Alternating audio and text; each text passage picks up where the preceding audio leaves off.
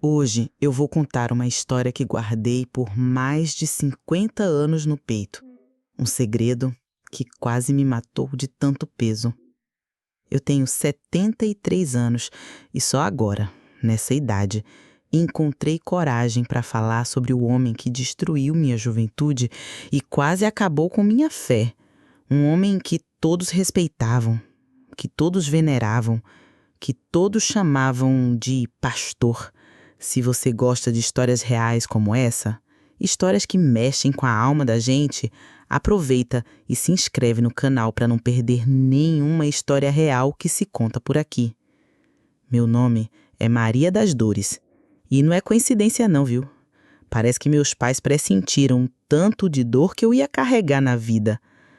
Nasci em 1951, numa cidadezinha pequena no interior da Paraíba. Dessas que todo mundo conhece todo mundo, onde a igreja fica no centro da praça e é o coração da comunidade. Minha família sempre foi muito religiosa. Meu pai era diácono, minha mãe era da União Feminina e eu, desde pequena, fui criada ali dentro. Cantava no coral, participava dos ensaios, conhecia cada versículo da Bíblia de cor. A igreja era minha segunda casa, ou melhor, era minha primeira casa mesmo. Foi em 1968 que ele chegou na nossa comunidade. Pastor Josué Medeiros, um homem de 40 e poucos anos, alto, imponente, com uma voz que ecoava pela igreja inteira quando pregava. Vinha de Recife. Diziam que tinha estudado em seminário grande, que era muito instruído. Nossa igrejinha simples ficou toda orgulhosa de ter um pastor tão importante assim. Eu tinha 17 anos naquela época. Era mocinha ainda, cheia de sonhos e inocência. Trabalhava ajudando minha mãe em casa e na roça. Mas meu maior prazer era estar na igreja. E o pastor Josué logo notou o meu interesse pelas coisas de Deus, começou a me chamar para ajudar com os trabalhos da igreja, para organizar os inários, para limpar o templo, para preparar material para a escola dominical. E eu, menina obediente que era, criada para respeitar as autoridades da igreja, nunca questionava. Foi numa dessas noites que aconteceu pela primeira vez. Era uma quarta-feira, depois do culto de oração. A igreja tinha esvaziado. Meus pais tinham ido para casa achando que eu já estava indo também. Eu estava sozinha com ele, varrendo o chão, perto do altar. Ele se aproximou por trás, pôs a mão no meu ombro e disse que eu era uma moça muito especial, que Deus tinha me escolhido para ser uma esposa exemplar. Na época, eu achei que ele estava me abençoando, sabe? Pastores fazem isso, né? Mas a mão dele desceu do meu ombro e eu senti que algo estava errado. Quando tentei me afastar, ele me segurou o braço e disse que aquilo era uma bênção especial, que Deus estava me ungindo através dele. Disse que eu não podia contar para ninguém, porque as pessoas não iam entender a profundidade da obra de Deus, que era um segredo sagrado entre nós três, eu, ele e Deus. Eu tinha 17 anos. Nunca ninguém tinha me explicado nada sobre essas coisas. Eu não sabia nem como processar o que estava acontecendo, só sabia que estava com medo. Mas, ao mesmo tempo, ele era o pastor, o homem de Deus. Como ele podia questionar? Aquela foi a primeira de muitas noites. Durante 2 anos, ele me chamava sempre com alguma desculpa. E eu ia, porque não sabia como dizer não. Ele sempre usava as palavras de Deus, sempre dizia que era uma bênção, que eu era escolhida, que se eu contasse para alguém, ninguém ia acreditar em mim. E pior ainda, ia parecer que eu estava difamando um homem de Deus. O pior é que eu comecei a acreditar nele. Comecei a achar que talvez fosse normal mesmo, que talvez fosse assim que Deus agia através dos seus servos. Minha cabeça ficou toda confusa. Eu era só uma menina do interior, criada para obedecer, para não questionar as autoridades. Mas meu corpo sabia que alguma coisa estava errada. Eu comecei a ter pesadelos, a perder o apetite, a não conseguir dormir direito. Minha mãe perguntava o que eu tinha, mas como eu podia explicar? Como eu podia falar que o pastor, o homem que ela tanto admirava, estava fazendo aquelas coisas comigo? Em 1970, o inevitável aconteceu. Eu engravidei. Quando descobri, foi como se o mundo tivesse desabado na minha cabeça. Eu nem sabia direito como essas coisas funcionavam, mas eu sabia que uma moça solteira grávida era a maior vergonha que uma família podia ter, principalmente numa cidade pequena como a nossa. Procurei o pastor Josué desesperada, achando que ele ia me ajudar, que ele ia assumir a responsabilidade, mas quando contei para ele, a reação foi completamente diferente do que eu esperava. Ele ficou bravo, disse que eu estava tentando destruir o ministério dele, que eu era uma tentadora, uma Jezabel, que queria derrubar um homem de Deus. Disse que se eu contasse para alguém, ele ia dizer para a igreja inteira que eu era uma prostituta, que eu tinha me oferecido para ele. Naquele momento, eu vi o verdadeiro rosto dele. Não era mais o pastor gentil e carinhoso, era um homem cruel, disposto a me destruir para proteger a própria reputação. Mas ele não parou por aí. Depois de alguns dias, ele voltou com uma solução. Disse que tinha conversado com Deus e que o Senhor havia mostrado o caminho. Ele ia me apresentar para um rapaz da igreja, um jovem chamado Antônio, que estava precisando de uma esposa. Disse que ia arranjar tudo, que ninguém ia desconfiar de nada. Antônio era um rapaz simples, trabalhador, uns 5 anos mais velho que eu, carpinteiro, muito tímido, desses que mal conseguia olhar nos olhos de uma mulher. O pastor Josué conversou com ele, disse que Deus havia revelado que eu era a esposa ideal para ele. E o coitado, admirando tanto o pastor, aceitou na hora. O casamento foi arranjado rapidamente. 3 meses depois que descobri a gravidez, eu estava vestida de noiva, caminhando para o altar da mesma igreja onde tudo começou. E lá estava ele, o pastor Josué, me casando, com aquele sorriso falso, como se nada tivesse acontecido. Antônio era um homem bom, isso eu preciso dizer. Nunca me maltratou, sempre me tratou com respeito. Mas como eu podia amar alguém quando meu coração estava destroçado? Como eu podia ser uma esposa de verdade quando carreguei o filho de outro homem? Minha filha nasceu 7 meses depois do casamento. Todos acharam que foi parto prematuro e ninguém questionou. Ela nasceu perfeita, linda, com os olhos claros igual ao do pastor Josué. Mas eu olhava para ela e sentia uma mistura de amor e dor que quase me matava. Até aqui eu juro que não sei se agi certo. Se eu devia ter contado a verdade para os meus pais, mesmo sabendo que eles não iam acreditar. Se eu devia ter enfrentado o escândalo, mesmo sabendo que ia destruir minha família. Me conta nos comentários, você teria feito diferente? Porque até hoje eu me pergunto isso. Os anos foram passando e eu tentava viver uma vida normal. Tive mais 2 filhos com Antônio, 2 meninos lindos que eu amava de todo o coração. Mas a primeira, minha Lúcia, sempre foi diferente. Ela tinha os traços dele, o jeito de falar, até alguns gestos. E toda vez que eu olhava para ela, lembrava de tudo. Antônio era um homem trabalhador e dedicado, mas eu sentia que havia uma parede invisível entre nós. Ele tentava me conquistar, me fazia carinho, trazia flores do quintal, mas eu não conseguia me entregar de verdade. Como explicar para ele que meu corpo rejeitava qualquer toque íntimo? Como dizer que eu acordava no meio da noite com pesadelos, suando frio, revivendo aquelas noites na igreja? Eu me tornei uma esposa fria, distante, cumpria meus deveres de casa, cuidava dos filhos, ia à igreja aos domingos, mas por dentro eu estava morta.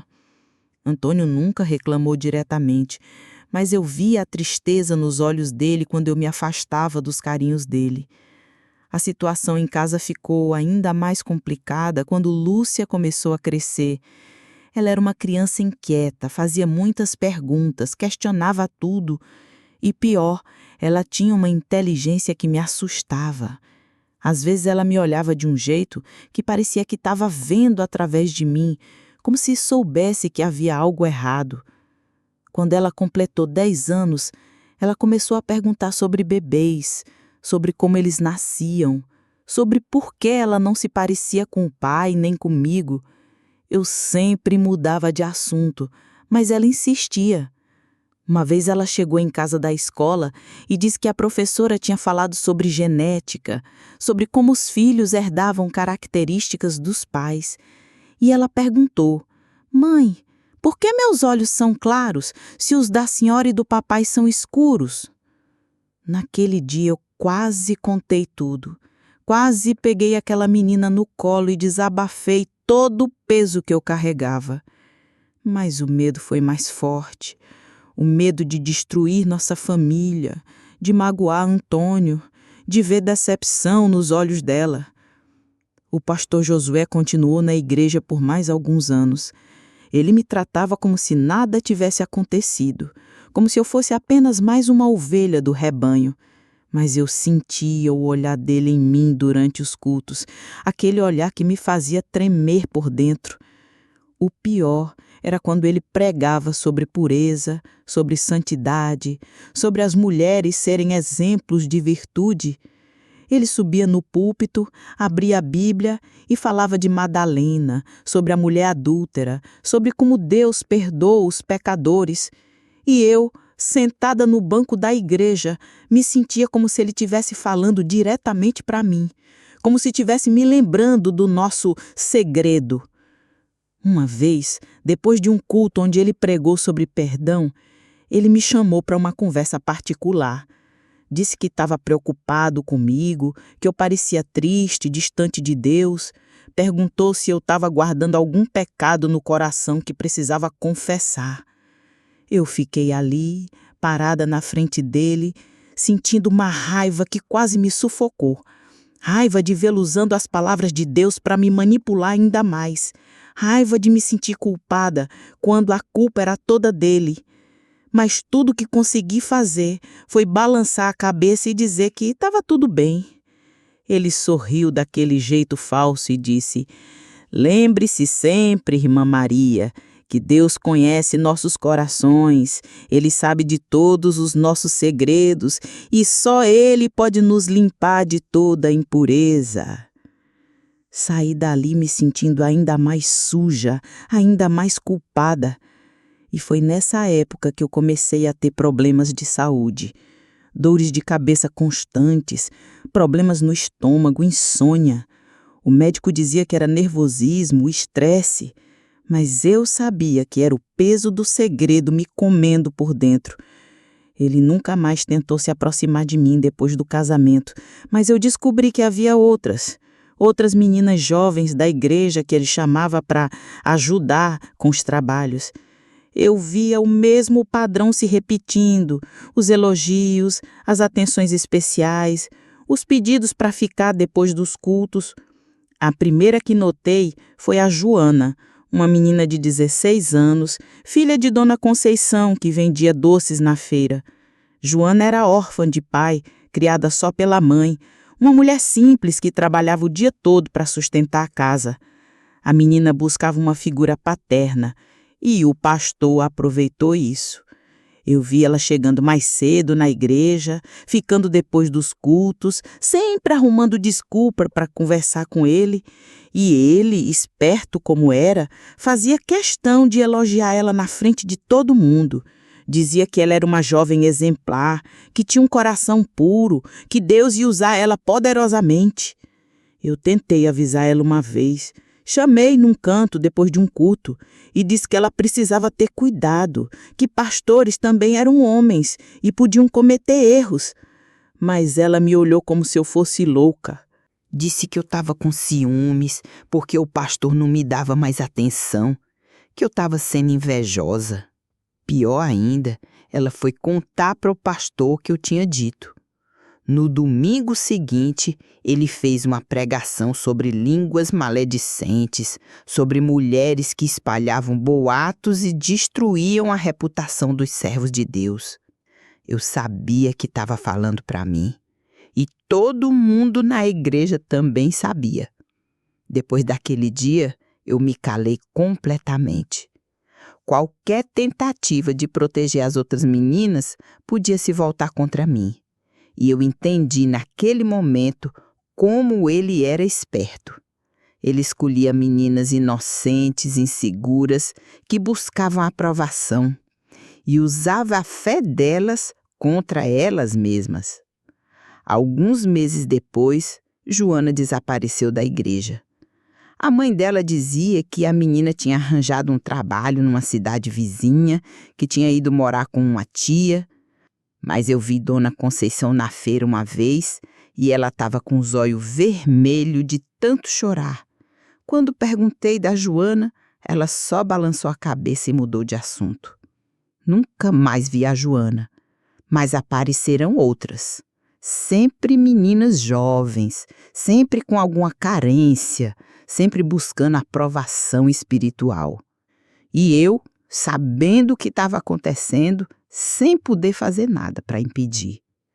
Em 1975, ele finalmente foi embora da nossa cidade. Disse que Deus havia o chamado para um ministério maior em João Pessoa. A igreja toda ficou triste, fez uma festa de despedida linda para ele. Eu fingi que estava triste também, mas por dentro senti um alívio tão grande que quase desmaiei. Na festa de despedida, ele fez um discurso emocionante sobre os anos que passou conosco, sobre como nossa comunidade tinha sido especial para ele.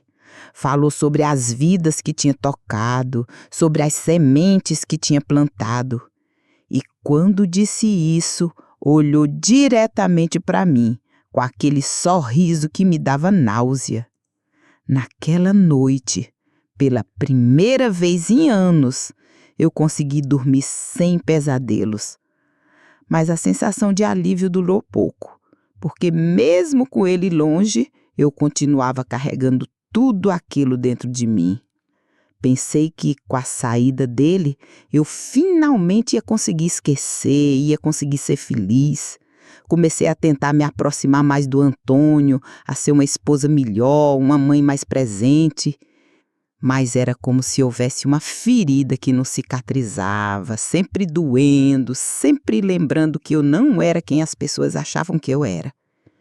Meus filhos cresceram vendo uma mãe distante, embora eu tentasse disfarçar.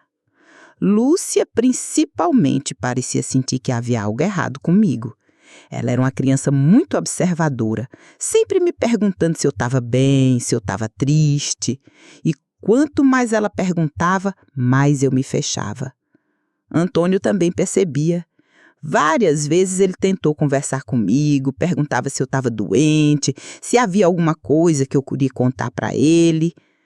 Uma vez ele até sugeriu que eu procurasse o novo pastor da igreja para uma conversa, para um aconselhamento espiritual. Quando ele disse isso, eu quase gritei. A ideia de conversar com outro pastor da igreja, de contar meus problemas para outro homem da igreja me deu pânico. Eu disse que não precisava, que estava tudo bem, mas ele ficou preocupado com minha reação. Os anos foram passando e eu me tornei uma pessoa amarga. Sorria por fora, cumpria meus deveres, mas por dentro estava morrendo aos poucos. Comecei a ter crises de ansiedade, ataques de pânico, principalmente quando precisava ir à igreja. Várias vezes inventei desculpas para não ir aos cultos. Dizia que estava com dor de cabeça, que estava indisposta. Mas o que eu não sabia é que alguns segredos são como raízes venenosas. Mesmo quando você acha que se livrou deles, eles continuam crescendo embaixo da terra, envenenando tudo ao redor. Em 1995, 25 anos depois de tudo aquilo, minha filha Lúcia veio me procurar. Ela tinha 25 anos na época. Era uma mulher formada, casada, com 2 filhos pequenos.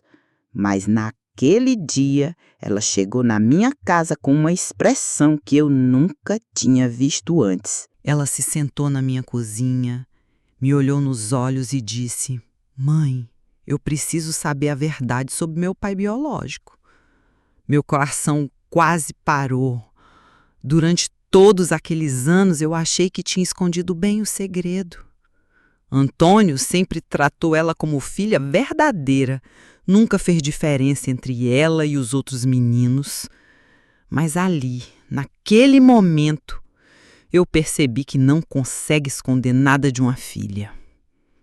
Ela disse que sempre soube que era diferente, que sempre sentiu que faltava alguma coisa, que havia feito algumas contas e que o tempo do nascimento dela não batia com o casamento. E, principalmente, que tinha tido alguns sonhos estranhos, algumas memórias confusas da infância. Quando ela era pequena, uns 4 ou 5 anos, o pastor Josué tinha voltado para nossa cidade para uma campanha especial. Ele ficou hospedado na casa de uns parentes da igreja e várias famílias foram visitar ele. Nós também fomos. Lúcia lembrava vagamente daquele dia. Lembrava que o pastor tinha pegado ela no colo, tinha dito que ela era uma menina muito especial. E ela lembrava também que eu tinha ficado muito nervosa, tinha insistido para irmos embora logo. Naquele momento, eu tive que tomar uma decisão: continuar mentindo ou contar a verdade para minha filha. E eu olhei para ela, para aquela mulher forte e corajosa que eu tinha criado, e decidi que ela merecia saber. Contei tudo, desde o primeiro dia que o pastor me chamou para ficar depois do culto, até o dia que ele foi embora da cidade. Contei sobre os abusos, sobre o medo, sobre como ele me enganou usando a palavra de Deus.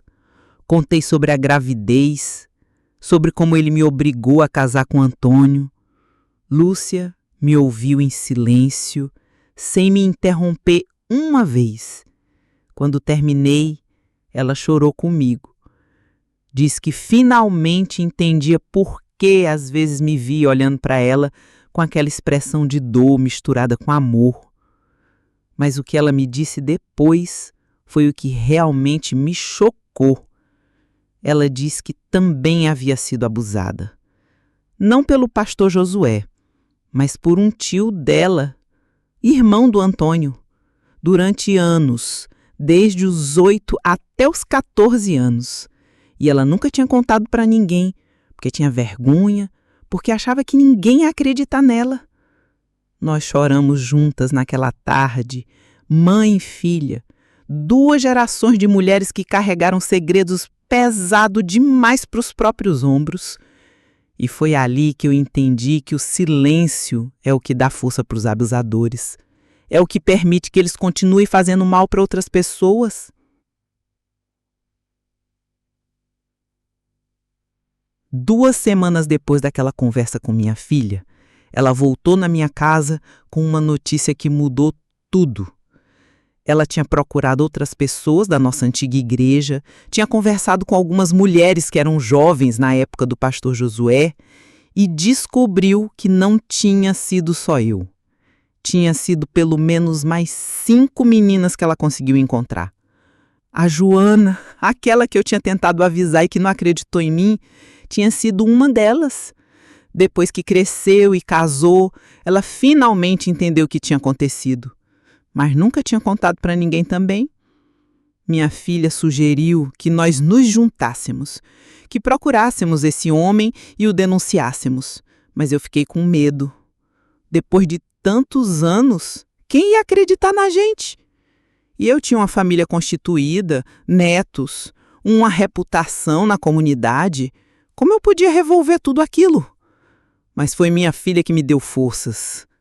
Ela disse: Mãe, a senhora não fez isso por si mesma lá atrás, mas pode fazer agora pelas outras meninas que ela ainda pode estar machucando. E ela tinha razão.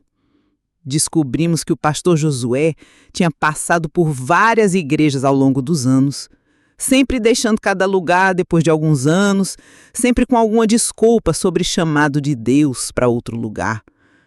Em 1997, nós 5 mulheres nos reunimos e decidimos contar nossas histórias.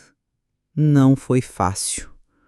Algumas pessoas da comunidade religiosa não acreditaram na gente, disseram que estavam inventando, que estavam tentando difamar um homem de Deus. Mas outras pessoas acreditaram. E outras histórias começaram a aparecer. Mulheres de outras cidades onde ele tinha pastoreado também começaram a falar. O pastor Josué já estava velho na época, com quase 70 anos.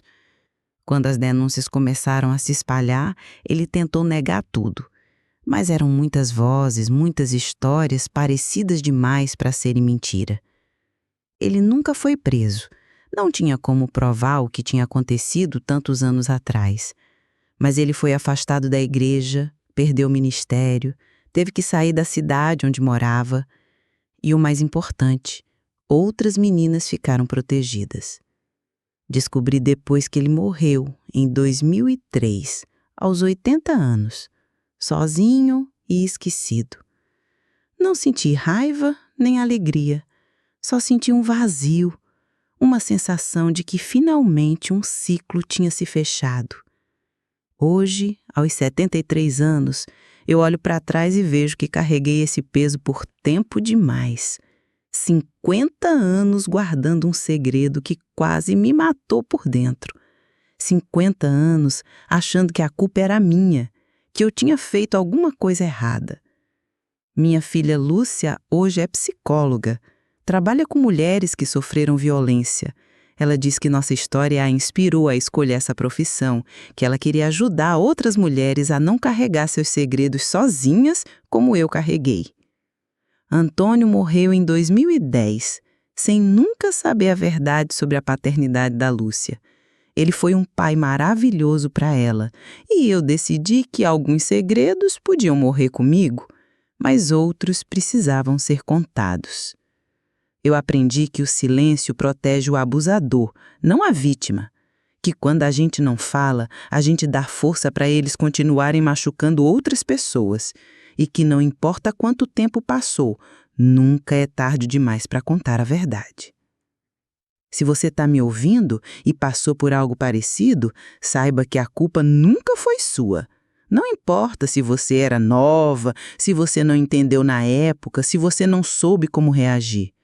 A culpa é sempre de quem faz o mal, nunca de quem sofre. E se você conhece alguma menina, alguma mulher que está passando por isso, acredite nela. Não pergunte por que ela não saiu, por que ela não gritou, por que ela não contou antes. Só acredite nela e ajude ela a encontrar força para falar. Eu guardei esse segredo por 50 anos. Mas hoje eu conto para vocês porque sei que minha história não é única.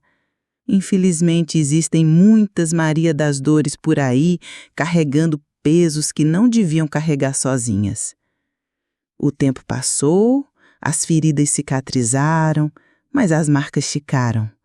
Mas hoje eu sei que essas marcas não me definem. Elas fazem parte da minha história, mas não são toda a minha história. Aqui no canal, a gente conta histórias reais.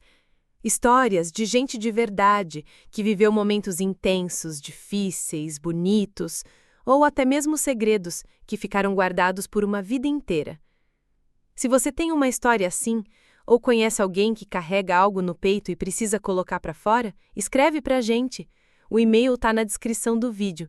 Vai ser um prazer contar sua história aqui com todo carinho e respeito. Às vezes, só de abrir o coração já ajuda muito quem tem uma história guardada no peito.